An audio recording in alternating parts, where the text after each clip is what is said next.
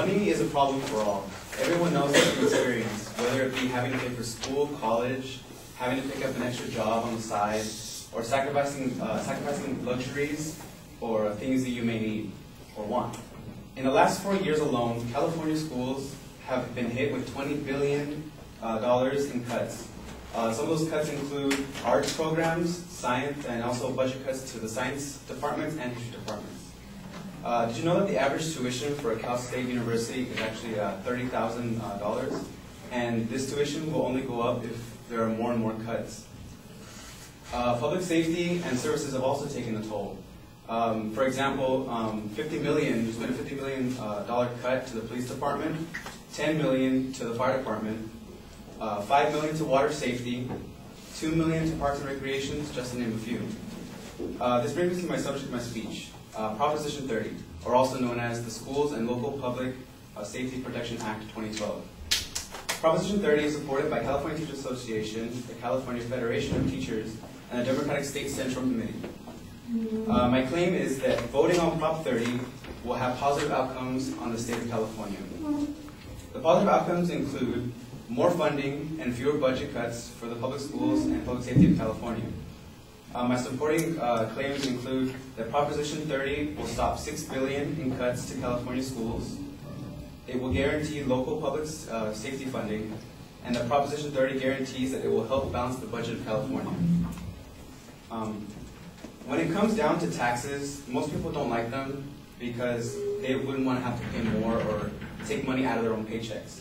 So, but it should be fair, and according to the Proposition 30 official document, by slightly raising taxes to the wealthy making over $250,000 a year for 7 years, and only 1/4 of a cent on sales tax to the rest of us for 4 years, it will be able to stop steep tuition hikes for college students and their families. It'll restore science, history, and art classes in schools, in public schools of California, and it'll help retire teachers early and on time.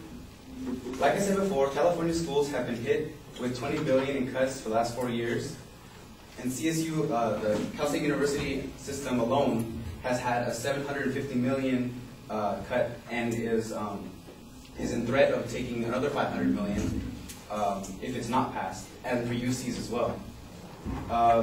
It could also in the last 4 years, there have been over 30,000 fewer teachers and the largest class sizes in all the country.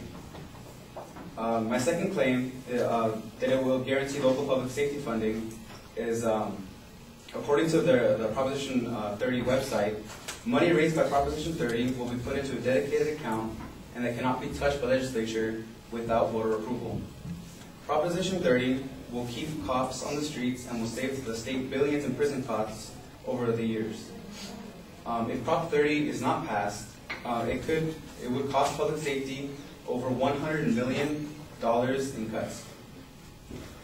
My third supporting claim is that Proposition 30 guarantees that it will help balance the budget of California. According to the LA Times, an article states that the budget deficit for California has gone up from $9.2 billion, which was estimated in January, to now $16 billion just this past May, over the course of only 5 months. Funding for Proposition 30 will be subject to an independent audit every year to ensure that it's being spent only on schools and public safety. This audit will be open to the public every year at any time so that we may also see what the funds are exactly being spent on. In conclusion, Proposition 30 will have a positive outcome on California. And with our help, we will have fewer budget cuts and more funding for our schools and public safety starting this year.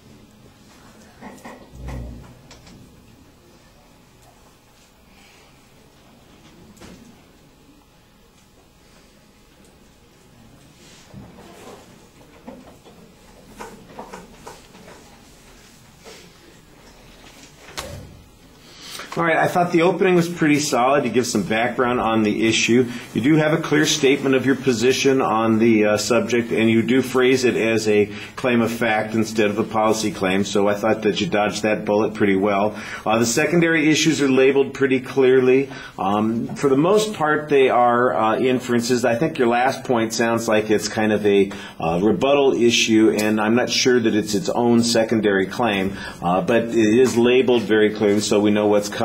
Internally, you signpost pretty well. The evidence, I think, on the first point is good about the cuts that have taken place, the amount of money that's been limited. I think that you do okay on that, although I do think you need a source citation on some of that information. I was not clear on what you mentioned, cuts to fire, police, parks and recreation, and you mentioned percentages that were being cut, and I'm going, well, is this across the whole state? Is this in a particular city? I thought that that information was not very clear, and it's not cited very clearly either, so that's a little bit of a problem. On the whole second point, it sounds like you've got a list of talking points from the ballot initiative as opposed to really building an argument there, and I think you need to do a little bit better job on that.